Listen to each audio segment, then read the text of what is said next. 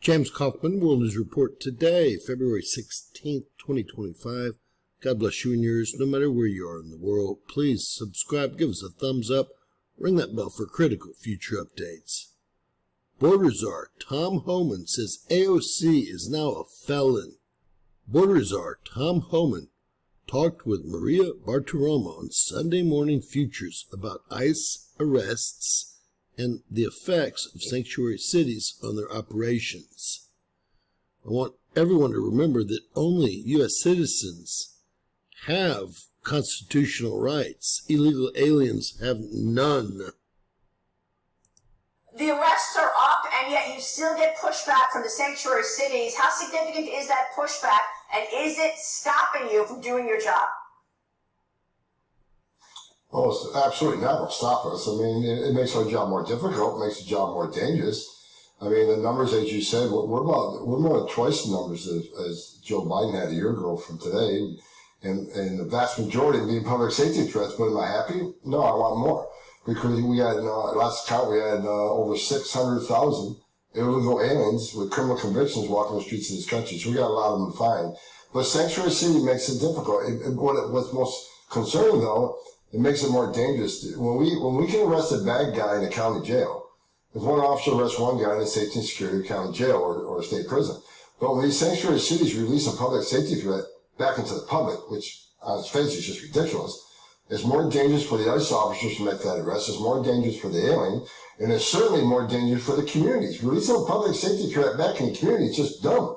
And it puts the communities at great risk of more crime. So we want to work with the sanctuary cities and get into the jail. Give us access to the guy that you locked in a jail cell. That's who we want to talk to. Well, I mean, look, you've got Alexandria Ocasio-Cortez doing webinars to explain to illegal immigrants how to evade ICE arrests, and then she tweeted out after something you said maybe she's going to be in trouble now, and she says maybe he can learn to read the Constitution would be a good place to start. She's continuing her resist efforts against your efforts, Tom. Look, I forgot more about the Constitution and immigration enforcement as you ever know. I mean, I had to educate her during congressional testimony. Entering the country illegally is a crime. So, whatever. But what she needs to do is read the statutes enacted by Congress. Title 8, United States Code 1324, United States. Title 8, United States Code 1324 and 25. That's what she needs to read. Because it's illegal to enter this country. It's a crime to enter this country illegally. Not only that, when you harbor and conceal and impede law enforcement, that's a felony. So what she's doing, she says she's, educating them as her constitutional rights. And we all know they got constitutional rights, but what she's really doing, you and I and the rest of the country knows, she's trying to teach them how to evade law enforcement. Now, I just said, well, out of the gate, we're concentrating on public safety threats, national security threats. So she's educating those in the country illegally with a significant criminal conviction, public safety threat. Don't open your door, don't talk to ICE. Here's how you invade law enforcement. Let's hope she's not educating the next person who gets out and murders a young college student in Georgia. I mean, these are bad people we're looking for. So she can call it education all she wants, but we all know it's about evading law enforcement. These people have been ordered removed. The people we're looking for now have final orders. They're criminals. They're in the country illegally. A judge has ordered them removed. They become a fugitive. And these are the folks she's helping? So I've asked the Department of Justice to look at this. Where is the line on impediment? Where does that fine line so we can instruct ICE officers what they can do when people don't open the doors or try to evade their arrest? So I simply asked DOJ, give me a legal opinion, because every Department of Justice will interpret things differently. What's the legal opinion on impediment? And we'll see what happens. How significant are the businesses that the dangerous cartels have started up in America? I'm talking about the human trafficking businesses, the safe houses in several cities in this country, and the stash houses, as well as the drug cartel business. How significant has that business become that the drug cartels are running inside America? But the drug cartels, they're like a Fortune 500 company. Some of these drug cartels, the Jalisco cartel, they're operating in 43 nations, 43 different countries around the globe. They used to be, back in my day when I was an agent, they were responsible for, smuggling drugs into the United States and to our major cities and be just distributed by local gangs. Now they have a footprint in every major city in this nation. They have taken over the distribution channels within the United States. They have a strong foothold here, and that's why we're concentrating.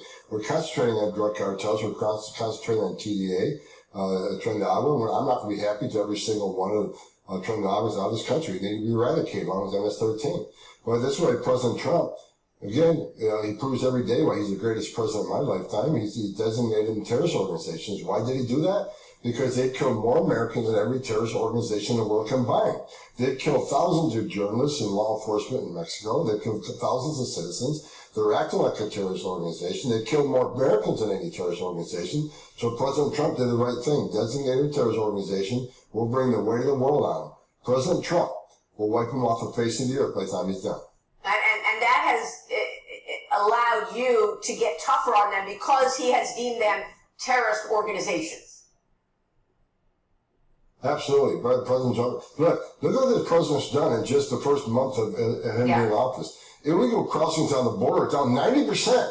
90% in just a matter of a couple of weeks. And what does that mean, Maria? It means more people less people are dying crossing the border. Less Americans are dying from fentanyl overdoses. Less women and children being sex trafficked across that border. Less terrorists are getting in. President Trump has taken incredible action on the border. We're already at a high state of security on the southern border. We're arresting twice as many illegal alien criminals that Biden did. We're on a lightning speed to do what the president promised the American people he would do.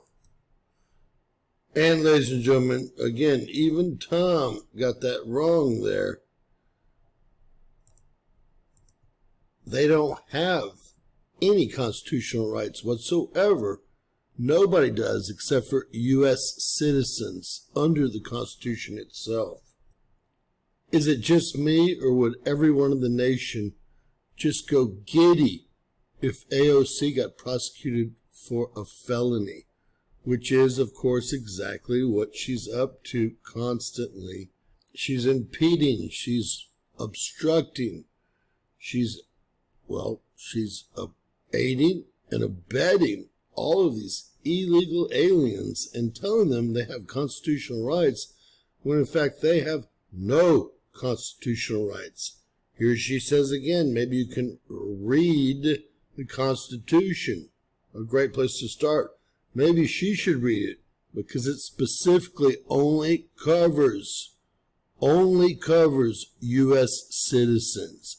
And since all these people snuck into the country illegally, they're not going to have any constitutional rights whatsoever, period. God bless. Pray that the DOJ does something about it. It would be epic.